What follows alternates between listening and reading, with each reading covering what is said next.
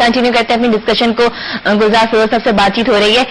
کچھ اپنے زمانے کی باتیں بتا رہے تھے کہ میں نے کہا ہمیشہ یہ رہتا ہے نا کہ جو اپنا زمانہ گزار چکے ہوتے ہیں تو پچھلا زمانہ بہت پازیٹیو انداز سے ملیں کہ پچھلا زمانہ کیوں یاد کرتے ہیں لوگ. وہی میں سوچتی ہوں اگر ہم اپنے پرانے اب ہم جب بوڑھے ہوں گے تو ہم کس زمانے کو یاد کریں گے جب اس زمانے کو برا کہا جاتا ہے. تو آپ اپنے زمانے کی بتائیے کیا خاصیت تھی جو آپ ڈفرینشیٹ دیکھتے ہیں. آپ اسکول لائف ہو, ٹیچرز کے معاملے میں, پیرنٹس کی تربیت کے معاملے میں کتنا فرق نظر آ گیا؟ آپ مجھے بوڑھا کہنا چاہیے؟ نہیں, میں نے کہا جب میں بوڑھی ہوں گی اور یہ کہا ہے کہ آپ جا رہے ہیں. میں تو اپنے آپ کو آج بھی بڑا ایکٹیو میں نے رکھا ہوا ہے.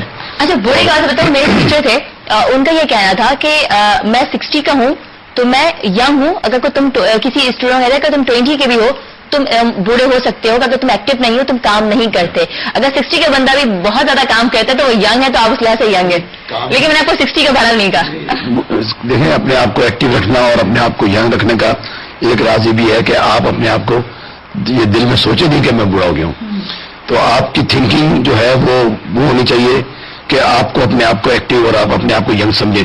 آپ نے اگر اپنے بوڑھا سمجھنا شروع کر دیا تو آپ بوڑھا ہو گیا.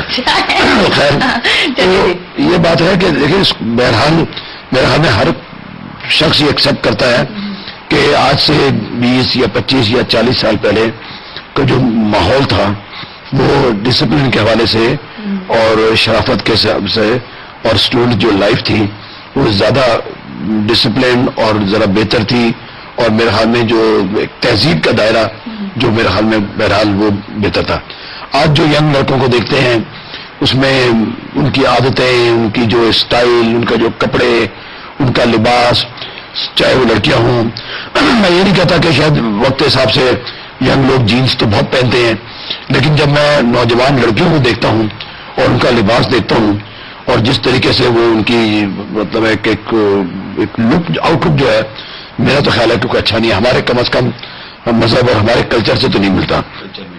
کلچر میں یہ فرق آیا تو آپ کو نہیں لگتا کہ یہ رول آپ لوگوں کا ہی تھا کہ جو آپ کے پیرنٹس نے آپ کو جس طرح سے رکھا اگلی نسل جو ہے اپنے بچوں کو اس طرح سے نہیں رکھ پائی؟ نہیں, یہ تو اپنے اپنے ماحول کے اوپر ہے. میری بچیاں, میری بیٹیاں الحمدللہ تینوں کی اب شادی ہو گئی ہے, لیکن کسی بیٹی کو بھی ایجوکیشن کے معاملے میں وہ ان کو کتنا آپ نے آگے؟ میں نے سب کو پڑھایا اور کسی نے انٹر کیا, کسی نے گریجویشن کی. اور تو ہمارے یہاں بھی بیٹیاں جلدی شادی ہو جاتی ہیں تو اس لیے میں تو اور ان کو پڑھاتا. لیکن لباس کے معاملے میں, ڈسپلن کے معاملے میں اور ان کی تہذیب کے معاملے میں میں نے کوئی کسر نہیں چھوڑی. اور مجھے بڑا فخر ہے کہ ان میں کوئی ایسی بات نہیں میں نے عادت ڈالی جس سے میں کوئی مجھے شرمندگی ہو. اور میرا اسی طرح میرا بیٹا بھی میرے بیٹے نے, اب دیکھیں تعلیم کی بات ہو رہی ہے تو مجھے چونکہ میری اپنی ٹریننگ ایسی تھی تو میں نے ہمیشہ تعلیم کو ترجیح دی. میرا بھی ایک ہی بیٹا ہے اور الحمدللہ اس نے MBA کیا ہے اور MBA بھی ماسٹرز میں بھی اس نے میجر اس کا فائنینس سبجیکٹ رہا. اور میری طرح تعلیم میں بھی اس نے بہت اچھا اسٹوڈنٹ رہا اور ہر سیمسٹر میں اس نے گولڈ میڈل جیتا. فائنل میں بھی وہ آؤٹ اسٹینڈنگ اسٹوڈنٹ تھا اور وہ اس نے گولڈ میڈل. تو آپ نے بہت سارے حاصل کیے. اب ویسے گولڈ کے ریٹس بھی کافی بڑھ گئے. آپ تو کافی خوش ہوتے ہیں اتنے سارے گولڈ میڈل جمع کر رکھے ہیں. یہ سب گولڈ میڈل جو ہوتے ہیں نا, یہ سب گولڈ پلیٹڈ ہی ہوتے ہیں, اصلی گولڈ کے کم دیتے ہیں.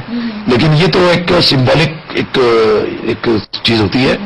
اس کی گولڈ میڈل کی قیمت جو بھی ہو, لیکن اس کی قیمت تو بہرحال قیمت ایک بہت ہوتی ہے. کیونکہ گولڈ میڈل جب کوئی ملتا ہے یا کوئی تمغہ بھی ملے, کسی کو بھی کوئی ایوارڈ بھی ملے, چاہے وہ طالب علم میں ہو یا اسپورٹس مین میں ہو, اسپورٹس میں ہو, تو وہ تو بڑا فخر ہوتا ہے, بڑی خوشی ہوتی ہے. اور ستارہ امتیاز بھی آپ کو تمغہ امتیاز بھی دیا بہت ہی میں اللہ کا شکر ادا کرتا ہوں. میں نے شاید اس کی بات کا ذکر نہیں کیا. ایک ہم نے ٹینریز کا کراچی میں کمبائنڈ ایفلوئنٹ ٹریٹمنٹ پلانٹ لگایا ہے. اس کا مطلب یہ ہے کہ جو آپ کو پتا ہے کہ گورنمنٹ کے ایک انوائرمنٹل لاز ہیں, اس کے حوالے سے ہر انڈسٹری کو اپنا ویسٹ جو ہے انڈسٹریل ویسٹ کو ایک ٹریٹمنٹ کرنا چاہیے, جو یہاں بدقسمتی سے نہیں ہے. اور اسی لیے آپ دیکھیں کہ یہ بسوں کا دھواں, یہ انڈسٹریل ویسٹ سارا سمندر میں آپ دیکھیں کہ کتنی آلودگی ہو رہی ہے. اور یہ یہاں نہیں صرف پورے پاکستان میں ہے, انٹیریئر سندھ میں, پنجاب میں دیکھ لیں, دریاؤں میں جو یہ انڈسٹریل ویسٹ آ رہا ہے, اس سے جو ہماری میرین لائف ہے, جو مچھلیاں ہیں, اس کا بڑا اثر ہے. درخت کاٹ رہے ہیں لوگ, آپ دیکھیں وہ غریب لوگ درخت کاٹتے ہیں اپنی ضرورت کے لیے, لیکن اس کا ماحولیات کے اوپر بہت برا اثر پڑتا ہے. تو ٹینریز کا ہم نے ایک کمبائنڈ ایفلوئنٹ ٹریٹمنٹ پلانٹ جو لگایا ہے, وہ اس کا میں سربراہ ہوں as a president of that society, اور وہ پچھلے 3 سال سے اب وہ چل رہا ہے. اس کا افتتاح پریزیڈنٹ آف پاکستان نے اس وقت کے پریزیڈنٹ نے اس کا افتتاح کیا تھا، اور پھر جب میری اس کی کارکردگی گورنمنٹ نے اس کی جو پوری دیکھی تو مجھے موجودہ حکومت نے اپنا امتیاز اس کے اوپر مجھے دیا ہے، جو 14 اگست کو ابھی اس سال اناؤنس ہوا تھا، اور 23 مارچ کو اگلے سال انشاءاللہ اس کی ڈیکوریشن ہوگی. تو آپ نے ماحولیات پہ کام کیا، ماحول کو پاک کرنے کی بات کی، یہ کام کیا کر رہے ہیں آپ، تو اس کے ساتھ ساتھ کیونکہ پالیٹکس میں بھی آپ ہیں تو دوسرے ماحول کو بھی کچھ کس طرح سے دیکھا ہے آپ نے؟ پاکستان کا جو اپنا ماحول ہے ان ماحولیات کے حوالے سے بات کرتے ہیں.